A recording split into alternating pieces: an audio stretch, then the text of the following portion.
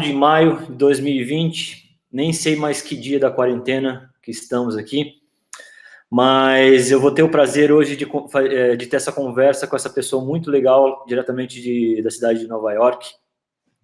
Ele que já cuidou muito tempo da programação artística de uma casa de show lá chamada Le Poison Rouge, e também New York City Winter Jazz e muitas outras coisas. Então a gente vai começar aqui. Estou dando esse tempo aqui para ver se está todo mundo, se já está funcionando, se já tem gente online. Eu acho que nosso som também deve estar tudo certo, porque ninguém me avisou nada aqui. E avisar todo mundo que essa conversa vai ser feita em inglês. A gente vai traduzindo aqui à medida do possível, e que vocês são sempre bem-vindos a mandar perguntas, a fazer qualquer tipo de intervenção aí. É só chamar a gente aqui no chat do Facebook, que a gente segue com isso, tá bom? Then, switching languages right now, we are indeed very happy this afternoon to have here Brice Rosenbloom, straight up from New York City. Thank you so much, Brice, to giving some part of your time to share a lot of content with us. It will be really, really good. My pleasure. Nice to be here, Dan. Nice to see you again as well. And we hope that we find you really healthy and safe, and all your family, all your friends. I hope you're doing really good there. Although I know it's not the best scenario, but it's the same in the whole world. So we get through this. No worries. Exactly.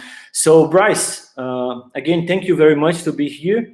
And we're gonna talk here. The main focus is talking about Jazz Coalition. But before we started, there are probably many people here who knows your venue, maybe your festival, but don't know you. So I would like you to give a really short introduction about yourself. Where did you come from, and how did you get into arts and music and jazz, and anything you want to share?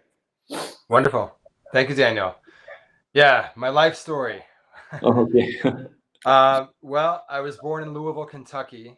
Of course, you may know the big event in Kentucky, in Louisville, that was supposed to happen yesterday, or 2 days ago, the Kentucky Derby, sadly is postponed. Anyway, yeah. Sadly, heartfelt. Like all other events. I went to college, university at Northwestern, north of Chicago, and I studied history, but I very quickly got into producing concerts on campus, and it was everyone from Tribe Called Quest, De La Soul, Matthew Sweet, Tracy Chapman, Tori Amos, Jimmy Cliff, Duran Duran, They Might Be Giants, Ladysmith Black Mambazo. But then I also started producing jazz events on campus and working with the jazz school at Northwestern University. And I had a unique opportunity to produce a residency with South African saxophone player Zim Ngwana. Unfortunately, he passed away a few years ago. And we did a tour of his music all around Chicago and up into Wisconsin. And I essentially became a tour manager while I was in college, and had the unique pleasure of meeting these guys and hanging out with them for 2 weeks. And then they convinced me to go to South Africa to study there my junior year. And I lived with Zim in Johannesburg for about a month, and studying the history of jazz in South Africa.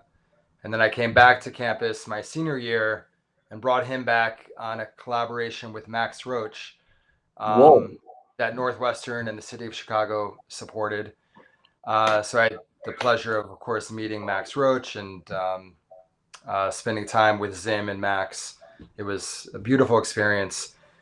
And then I graduated college. I went to San Francisco for about 6 months, and I worked at the San Francisco Jazz Fest. And then I came to New York, and I worked at Central Park Summer Stage for a couple of years. My close friend and colleague, Bill Bragan, hired me and taught me a lot about producing events on that scale.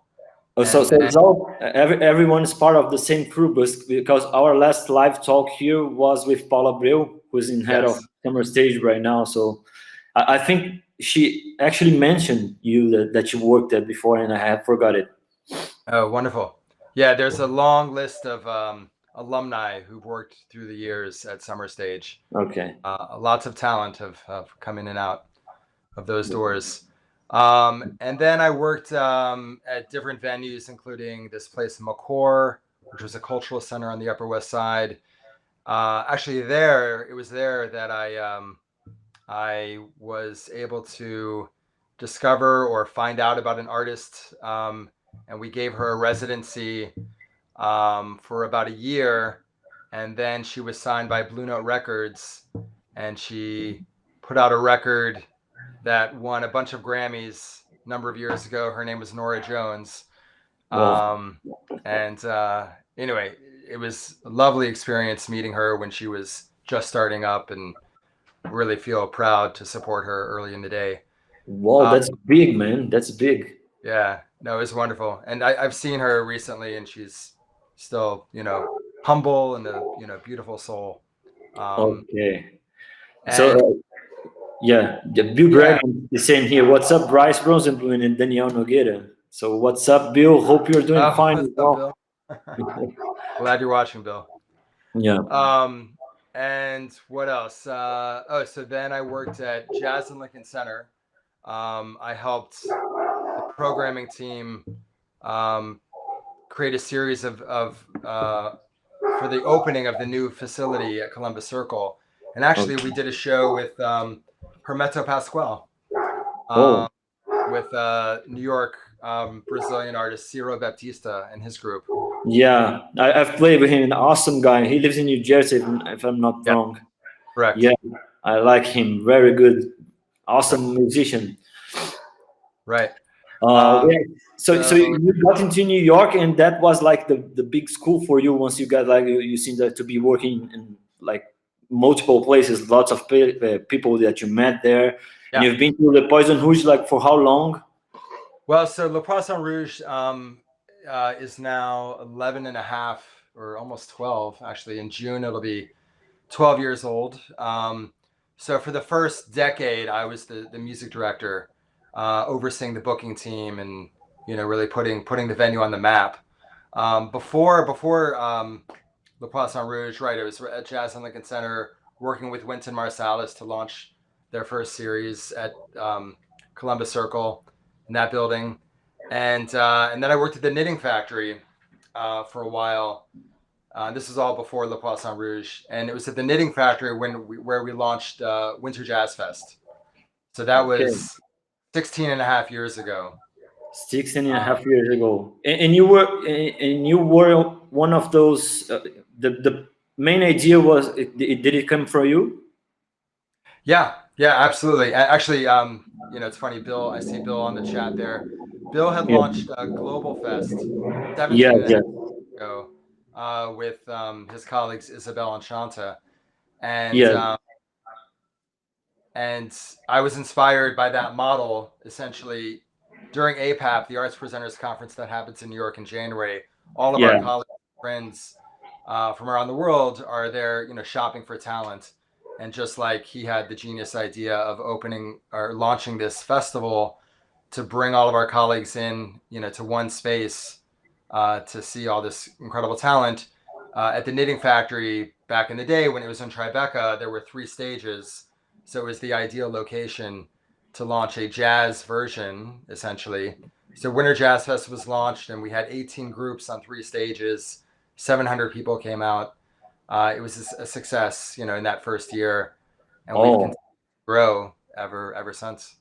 Yeah, yeah, I've been to the Winter Jazz already 3 times, and I see it's quite big. Was it like big since from the beginning, or like it just got was it the same format, or like many things changed? What happened during these A years? similar format. So, under normal conditions, when we can actually have an audience assemble for music, hopefully, we'll be able to do that soon again. Um, we we created the marathon experience, essentially multi-stages, bands playing at the same time. You have one ticket and you can bounce around between different stages. It's grown from that first year where it was a single night and a single venue with 3 stages to being multiple nights, multiple stages within close proximity, so people can, walk or run down the block, down the street to catch. Especially in Bleecker Street. But Winter Jazz Fest in recent years has grown to a week to 10-day experience where we'll have the marathon event. Yes. We did 2 nights in Manhattan this year and 1 night in Brooklyn. But then we also do some special shows where we'll pay tribute. We did a Music of Detroit show. The last couple of years we've done showcases collaborating with the BBC and PRS, which is a foundation supporting British artists, where we showcase 4 different British groups. And then we've done one-off shows with Pharoah Sanders. We did a Jerry Allen tribute a few years ago. Basically just filling the entire week with jazz programming. And our audience, as you've seen, and as you've experienced, is international, coming from all over to New York. So nowadays, the festival takes like 2 weeks to be executed, but you have like two nights for a marathon and 1 night marathon in Brooklyn as well.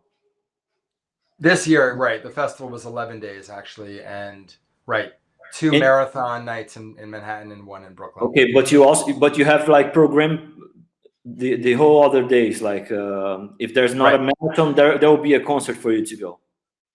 Right, other concerts. We also launched a talk series. So different nights of the week, there's conversations about jazz and immigration issues or social justice issues related to jazz, or gender. Gender issues within the jazz community. This past year, we launched a wellness track within the talk series. So we were talking about issues of addiction and lifestyle, and just different ways or different conversations around that idea. People were sharing personal stories. It was very, very well received. So allow me just to say a few words in Portuguese, because I believe that this is an important one, as I consider like Winter Jazz, APAP, and Global Fest as really important mark and special occasion for doing networking. That's what we try to bring here. Like we try to network and to connect even more. So I'll say just a few words in Portuguese.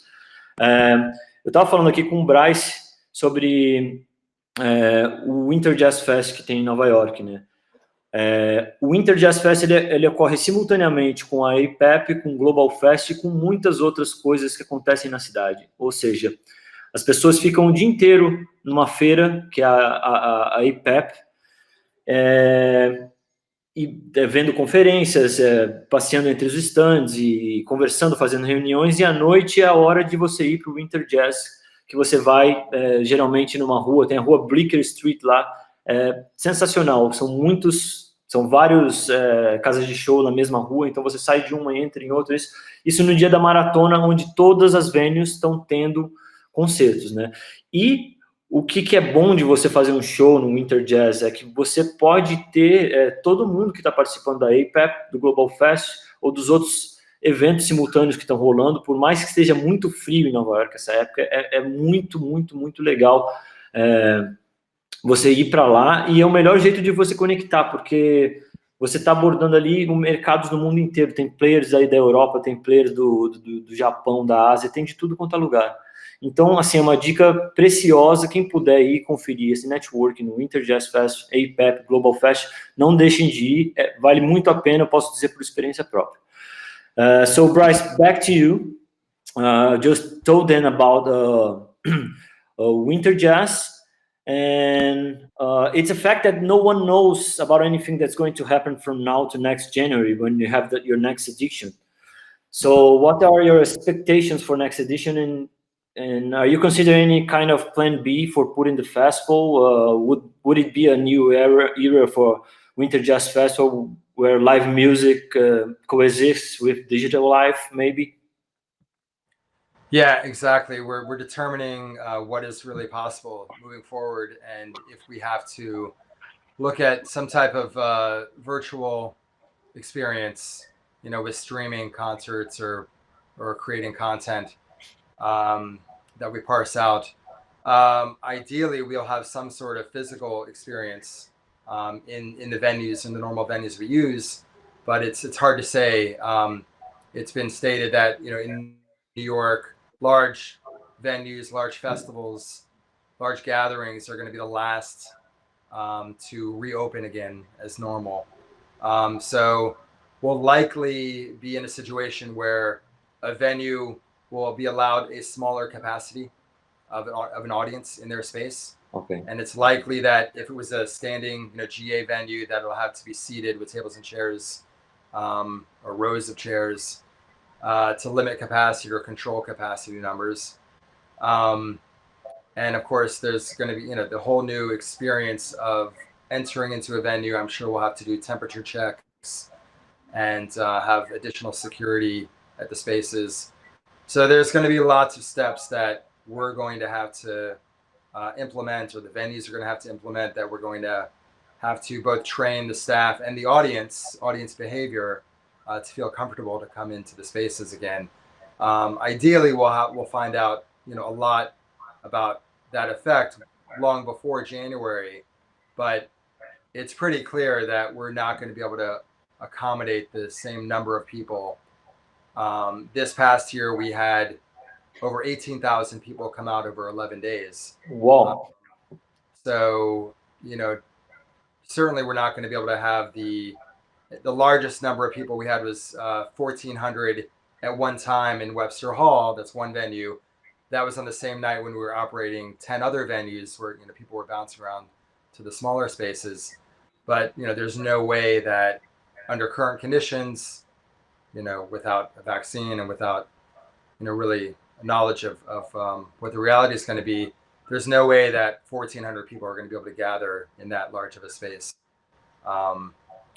So we're going to have to determine what venues are possible, what the capacities what capacities will be allowed, and then determine what streaming options we have. Ideally, we'll have a number of venues where we can stream concerts to, globally, internationally. So we could stream, Winter Jazz Fest sets all over. It also lends the opportunity to potentially stream sets from other places. So we could do a venue in Sao Paulo or in Tokyo or in Cape Town. I like this idea very much, actually. Yeah, no, it's opening up a lot of opportunities, I think, and it also gives us the opportunity to really grow the audience. Sure. If there are venues, even if there's limited capacities in your venue in Sao Paulo, we can also promote it to, your audience. Yes. And other, other cities as well. So it's something we're exploring right now, and we have a few partners on board that are helping us explore this. Yeah, it's a special occasion. We have to restart like really slowly and like checking all the possibilities. But the important thing is you're up to make it happen, and let's see what happened. Like, let's dance with the music, But Exactly. like it's important like to keep resisting and keep doing it. And I really believe like until January we had like plenty of time to think about a plan B, or like united things, like I said, like a new time for the jazz where live music and digital coexists, like pretty good. Well, okay, we talked about a lot about Winter Jazz and your story, but we are actually here to talk about the Jazz Coalition, which is an initiative that was really captured by my radar those days. I'm really happy that jazz community is like gathering together, is in movement, and coming up with good options and solutions for the Corona crisis we're having. And so, what can you tell us about the Jazz Coalition thing? Whose initial idea was it? And can you tell us a bit about this story? And I believe it's a quite new and fresh thing. But I see it. You already have like lots of members supporting this, and I see like as a really good opportunities to like connect markets right now. You know. Indeed. Yeah, exactly. Yeah, and thank you for the opportunity to share this. Jazz Coalition is something that an initial idea that I came up with really about a month ago, when I, was not realizing I didn't have the opportunity to promote shows, and all of our concerts were being either canceled or postponed, and I just was not working like I was, and besides spending time raising my kids at home because they're homeschooling. My wife is using my home office. Yeah, of course. She has her full-time job, fortunately. Um, and between the homeschooling and cooking and taking care of things around the house, I wanted to I know how it feels. yeah, it's never ending, but it's also fulfilling, and the family Yeah, bonding yeah, is yeah, very rich. indeed. I realized that I wanted to figure out a way to give back because I'm not a doctor. I signed up to drive. We have a car. I signed up to drive meals to people in need, and fortunately, there's so many people signed up that I'm on a waiting list for that. And anyway, just figuring out ways to make a difference, and realize I should focus on my industry, my community, For and sure. just came up with the idea of uniting the jazz community. So launching Jazz Coalition, the first step is to unite the jazz community and reach out to all stakeholders across the world. So agents and managers and presenters, artists, labels, people in PR, other supporters, and ask people to join. And the initial initiative is to raise money for a commission fund, Yep. where we commission select artists, award them money, and they write a piece of music. So the model is, as an industry member, you join at $100 member. That gives you the opportunity to nominate an artist. Okay. And we want artists from all over. We want members from all over the world, so that the artists are also represented in as many countries as possible. And then there'll be a jury process of colleagues to select the winners of the nominees, and the winners receive $1,000 that they put towards to commission them to write a new piece of music. Okay, let's see if I understand how it works in terms of becoming a member. If I decide to be a member for the Jazz Coalition, then I'll have to pay a minimum fee of $100. Once I Yes. do this, I'll become a member, and I can like nominate any artist from anywhere in the world. Yes. So Correct. once I do this artist is already competing with other ones, and there will be a great jury like to judge them and see who are the winners. Correct. And one of the criteria of the jury, for the jury to decide who wins, is that we want it to be balanced. So balanced across international lines, also across racial and gender lines. That's one of the main priorities of the fund. And so far, in the first stage of the fund, where we've really just been asking people in the industry, like yourself and all of our colleagues, we've been able to raise in about a week's time $50,000 US. Whoa, that's And really good, man. Congratulations. yeah, I've been nonstop on the phone and on emails, reaching out to people, and it's been really positive. I should also say, myself, along with my close colleagues, Danny Melnick from Absolutely Live in New York. He books Saratoga Jazz Festival. He used to work closely with George Wein and Newport. Also, the agent Gail Boyd. She represents Lakeisha Benjamin and some other artists. Matt Merowitz, who does publicity for us. He's been instrumental in reaching out to people. Essentially, we have 150 members now, and everyone's given at least $100. Many more. We also have institutions like NJ Pack, Central Park Summer Stage, different festivals around the country and around the world that have supported. And it's really been a wonderful just opportunity to unite the jazz community around this initiative. And so the next step is to open this to the public, which will happen officially this week. We're going to just spread it as far as and wide as possible and hope to get more support internationally so we can nominate more musicians around the world. Okay, so so that means that already 50 people will be granted with $1,000 to compose new music, right? They will be. Yeah. Yeah. Okay. And when you say they're going, you're going to open this to the public, what exactly do you mean? I didn't get this. Oh, I mean, the website is live right now, so anyone can go to the website, Okay. jazzcoalition.org. Okay. And they can donate or they can become a member on the coalition page for $100 or more. Okay. But we're asking some artists to create PSA videos for us. So that's happening right now. Once those are ready, we're going to launch those. And we're going to ask all of our members to start sharing the link far and wide on their social media. We're sending out a newsletter. We're sending out a press release. So essentially, this is our soft launch period. Okay, and you're willing to make this like viral. That's the idea, ideally.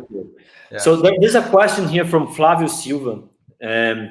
How to be considered for a Jazz Coalition grant if you are not sure you know people who are members and could recommend your work for the organization? Yeah, I think it's really a matter of finding someone that you know both has the means to support or to become a member, and is a representative in the industry. But actually, we're receiving money from just general supporters as well. So if it's a friend or a colleague, that would be willing to join and nominate the artists, that's welcome as well. Again, the goal is to impact as many artists as possible from as many countries as possible. So we want the money to go far and wide, and the more we can spread the word, the more money we can raise, the more commissions we can hand out. Okay, so this is very important. So I'll ask you 2 more minutes for me to speak Portuguese while you drink your water. Pessoal, Jazz Coalizão, talvez seja a tradução para o português, para o brasileiro. Eles juntaram a comunidade do jazz e todo mundo que quiser ser um membro pode integrar o time do Jazz Coalition por no mínimo $100. Uma vez que você entrou como um membro do Jazz Coalition e você deu $100, $200, $1.000, que seja, você pode indicar qualquer pessoa, qualquer músico no mundo que você acha que tem que concorrer para ganhar um desses prêmios de 50 mil. E vai ter um júri maior dentro do Jazz Coalition que vai fazer o processo de seleção desses 50 artistas, entendeu? Então, quanto mais pessoas do Brasil se inscrevendo, quanto mais pessoas de fora dos Estados Unidos e da Europa, melhor, porque a gente tem mais pessoas nominadas aqui do Brasil, da América do Sul, de outros lugares, e é um jeito, assim, bem interessante de manter a comunidade ativa, assim, quando você vai gravar uma música, você vai compor uma música, vai ter que gravar isso, você vai mexer com pessoas gravando, pessoas compondo, pessoas arranjando, pessoas mixando e por aí vai, entendeu? Então me parece uma iniciativa muito legal. Óbvio que a gente pode pensar em milhões de maneiras de melhorar e fazer isso, levar para um outro nível, mas é uma coisa muito interessante, assim. Então quem quiser saber mais e se inspirar nesse processo, assim, para outros gêneros, inclusive, é só entrar no jazzcoalition.org, que eles já botaram aqui, inclusive, nos comentários. I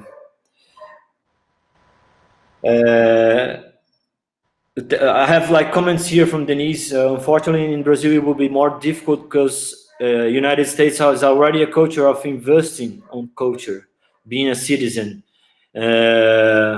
we in Brazil things like works pretty much different, but like that's exactly what we're trying to do here, like changing this. It's a perfect time for changing, you know, like there's a new world coming on, so like it's up to us like to try to push things further forward, you know. Avisando também, então, quem quiser mandar perguntas sobre o Jazz Coalition, é só escrever aqui, é a hora de perguntar, porque me parece uma coisa muito interessante para, inclusive, gerar emprego, para, inclusive, as coisas acontecerem, assim, para a gente, especialmente, ser selecionado num prêmio de $1.000, o que seria R$1.000 para eles lá, para a gente é uma coisa já bem maior, porque o câmbio tá lá nas alturas. Então, assim, é interessante, gente, vamos correr atrás, avisa as pessoas, avisa seus amigos que são aficionados por jazz, que tem condição de suportar, de apoiar um projeto assim, sabe? Às vezes $100 para ele não é nada, ele pode indicar você, pode indicar uma pessoa que você acha que tem que ser indicada, mas com certeza a gente consegue fazer isso movimentar em algumas pessoas aqui do Brasil, entendeu? So, back to you, Brice. Now that your first goal was reached, $50,000, what's the next step besides opening to the public and making it viral? What's your next step? Mike Bindraban, straight from Holland, just said, "Obrigado, Daniel-san." Thank you very much, Mike. It's good to see you, man. Yeah, Mike is actually a big supporter as well, and he and I are having conversations about similar to the conversation or similar to the idea I mentioned before about streaming for Winter Jazz Fest, potentially doing streaming from different stages. We're discussing what we can do together, because with the 150 members, there's a lot of presenters who represent different countries and cities, so we can potentially work together to create a series of international artists playing on the same show. So we're developing that right now, and Mike's been very helpful. He's the right one to do it, man. Yeah, he's the right person to do it. I know Mike for a while, like Mike, special person. So I'm sorry, I just had this little pause. Get back to you. So you've reached your first goal, like 50 awards, like for 50 artists. Really good. What's next step? Do you have another goal, like to make it double? Exactly. To get more money. The goal to get another $50,000. Exactly. We should be able to hit another $50,000 by spreading this far and wide to the public. We're saying 50 now. Ideally, we'll hit another 50. So ideally, it'll be 100,000 we'll raise publicly. But let's just keep it at 50 and see if we can hit that. That would essentially we'd be able to affect 100 musicians worldwide with this fund. Okay. But the real beauty with this is it can be ongoing. So we don't have to stop this, and it's a model that I think can work really well to continue to support artists internationally beyond this crisis. It can come to me. Maybe we should not stop this after the crisis is over. Exactly. Yeah, that's the thought. And also it's really valuable for us to have this network of jazz supporters and colleagues, industry professionals together through the Jazz Coalition. We're going to, continue communications and a newsletter, and we may decide there's other initiatives, other issues that are facing the jazz community at large that we can address together. Okay. So people, if you're not asking any questions, I'll keep going asking mine, because I have lots of questions here. So we're getting close to 40 minutes of live, so we're not far from the end. So write it down, your question, take this opportunity, and let's go for it. But meanwhile, I have another question, Brice. So after we do this, maybe after the Corona crisis is over, and we have like 100 of new tracks in the market, so what's next? Are you planning maybe a festival, even if it's online festival, like to present this? Are those people like putting this music on their venues locally, or maybe at the Winter Jazz? What's up with this? Yeah, I mean, the general idea is eventually, when we're all able to assemble again live, we want that the artists to premiere the work at one of our partner venues. So that's the other reason why we're asking, we're reaching out to venues all over the world to become members, and we've received, a lot so far. But we're also realizing that in this current reality, we may not be able to do it with a live experience for the short term. So, we're hoping within 3 months' time, the artist will create the piece, and we'll be able to present it in some way, whether it's live or virtually on screen. And then, just give credit that it was commissioned by the Jazz Coalition. Of course, if an artist is going to premiere it at one of our partner venues, those terms, however the artist is getting compensated, that's between that venue and the artist. We'll, of course, support the promotion of that performance through our channels. And yeah, we want to just be an inspiring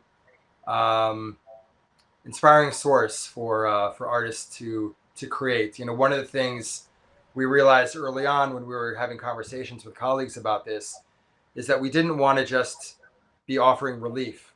Yes, of course, there's tremendous need for that musicians have right now, tremendous needs that all of us have right now, but we wanted to frame it, really from the standpoint of reminding artists that they have value, that they have worth, that we want them to continue working. And one way they can continue working is by creating new work. Yes. And really, at the end of this, we hope to create a canon of new work. Let's say there are 100 new tunes that together, collectively, represent the resilience, of our human spirit and a way forward together. Sure. Cool, man. And when should we expect anything from the Jazz Fest program, for the Winter Jazz Fest program, and like some news of format or whatever? Sorry to change suddenly subjects. It just came to my mind, and I'm over with question about Jazz Coalition. Yeah, it's hard to say. I mean, I'm having initial conversations with venues, but it's the same situation right now. There's lots of uncertainty. Okay. So right now the focus is figuring out how to make a virtual model work that we can augment with whatever live component we're able to do come January. Okay, but okay. Actually, there are two more questions that just came here. Brice, how you coordinate and select non-US based citizens, like in Brazil and Europe, can apply for a commission grant? I guess you explained this already, like sort of, but like I think we can go like deeper on this, right? Sure. I mean, like I said, we're encouraging membership from individuals across the world, and those individuals we're encouraging to nominate someone from their home country, and we're going to value selections internationally. We're going to give value to that because, like I said before, one of the major priorities for us is that the commissions are going to be as balanced as possible across international lines, just like we want it balanced on gender lines and racial lines. Okay, are you having any people in the commission jury from South America, from Europe? I guess you will, from Asia, maybe. We're going to have jury members from South America, from Europe, from Asia, of course, from North America as well. Okay, I just got. I'm sorry. Okay, I just got a really important question here from Marcus Portinari, who is Milton de Holanda's manager, a really good friend of mine. He's saying that $100 is almost 40% of Brazilian minimum month, salary. So are you thinking in a more inclusive opportunity for people from South America, from Africa, or other places to join the coalition? It's a very good point. And someone brought I it up agree. to Yeah. me a couple of days ago. We're definitely considering that. So hopefully we'll have some information on that soon. But yeah, it's important for us to be as inclusive as possible. So Yeah, because that's really something, because Flavio was asking, and also Denise was asking here. And after we answered Flavio's question, he just said the problem here in Brazil is to find someone who has like $100 to put on this right now, because like currency here for dollar is like extremely high. So $100 is like 600 reais, maybe. I'm not sure the exact number right now, but like I agree with them. Like it could be a possibility to analyze and study opportunity to places like South America or Africa, where the currency is like really really high, maybe to collaborate and join in a smaller fee or other ways, whatever. But I think it's a really good question as well. Indeed, it's a great suggestion, and we're gonna figure out what is most equitable. Okay. I see. Alguém tem mais alguma pergunta? Does anyone have any other questions here? Because we got into 40 minutes already. We should like be going to to our ending, but maybe someone has a question we can like still answer. Brice is here. I'm here. So I'm just waiting here, Brice, to double check if anyone else has anything to add or to ask. But Dan, I have a question for you. Tell me about how it feels in Sao Paulo right now. I'm sorry, tell you about what? Well, I just want to understand what the sense is or the reality is on culture and live music and events in Brazil and in Sao Paulo right now. Well, man, it's really bad actually. We have a circuit here, we have a market here, which is good. It could like be really much bigger because we are a really big country, but it was working before the crisis. And as the corona thing got here, we were like not prepared at all, and everything just got canceled and not postponed. Most of the things like got really canceled, like, and Right. no one talk about getting this back, because we really don't know when we will be able to do this. So like for musicians, for artists, like situation's pretty bad because they don't have money now. There is not an income right now, and they don't know when will they be able to get an income again. Right. So that makes like really really hard, man. So I see like many musicians going to do other things besides music, and one thing that got into my attention about Jazz Coalition, that mainly a way to keep like people producing into music, because we never know if this gets like too far. Maybe some people won't be musician anymore, won't be a musician anymore, won't be an artist anymore. It can happen. So what I think is really good in this coalition initiative is that it puts people to actually work and to be active in the world of music, in the market of music, Well, so like things are pretty bad here, but I believe like it's like this in most places, most places in the world. I believe you don't have like a scheduled gig in New York, do you? Which is like the most crazy, and there's like lots of gigs in New York every day for you to check. I'm not sure if you know when it's gonna come back. So that put us into a really extreme situation, like really complicated. Bill Bragging. One thing is that coalition members in the US or other places with stronger economies can nominate Brazilian artists. People don't only nominate artists from their local scene. That's true. If another coalition member nominates a Brazilian artist, for example, then $1,000 commission could also have a huge impact.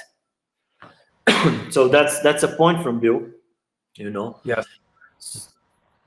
You have anything to say about this? But like, it seems Yeah, like... I mean, exactly. I mean, economy of scale there, that, if, or just, the impact is absolutely much greater, with that amount. We're just, the point is we're trying to encourage as much membership far and wide as possible, so we can impact as many people as possible. And we can't guarantee, but it's very likely, the more international members or nominations there are, of course, the more nominations will happen in each of those countries. Like I said, selection criteria is to keep it as balanced as possible. Yeah. Denise said here, there's a lot of live events in all style of music. Many places, sorry, are postponed events and people buying in advance. But the good news is that we all have the same doubts all around the world. Musicians here are using the time to compose and register your music. That's that's really good as well. I think that the Jazz Coalition shows us that, like there was a strong willing of getting people all together because we're in the same situation right now. So what's the point of each one of us like being alone? So we got to get to gather together. Bill Bragging again from Helen McDova. Hello, I'm from Georgia. Uh, What's the percentage of tourists and locals attending to Winter Jazz Fest? And do you consider the possibility of extension of problems with flights in the future? Right. So that's a good question. I mean, so first of all, on average, year to year, 20 to 25% of our audience is international. And of course, as I mentioned before, a lot of people are coming in for the APAP conference or for other events that happen around APAP, including Global Fest. So one of the things we're waiting to determine is what is APAP going to decide. That it's an industry conference where presenters come in from all over the world, and they select talent, or they work on curating, programming their seasons in their performing arts centers and festivals and clubs around the world. So if the APAP conference does not happen, we're still going to consider Winter Jazz Fest, whether it'll happen during that same time period, or we could also postpone it. We could do it in February, or maybe even in early March. So that's another question that we're considering, in terms of the timing of it.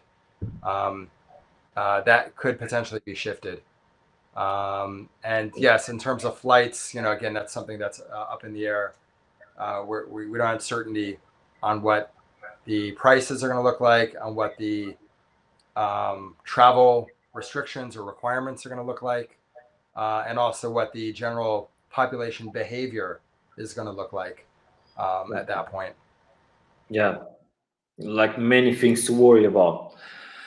Well, there's like we said, there's lots of things to happen until there.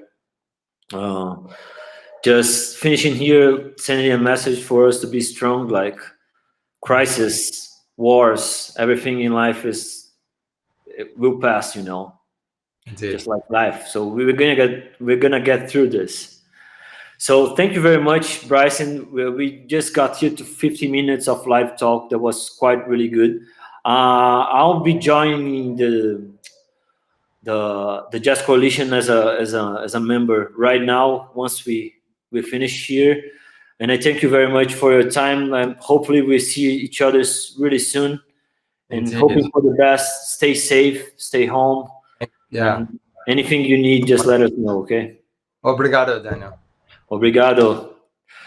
Obrigado a todo mundo que assistiu aqui a live da BM&A com Brice Rosenbloom de Nova York, Winter Jazz Fest, Jazz Coalition. Até a próxima, a gente se vê, fiquem em casa, ainda não é hora de sair. Bye, bye.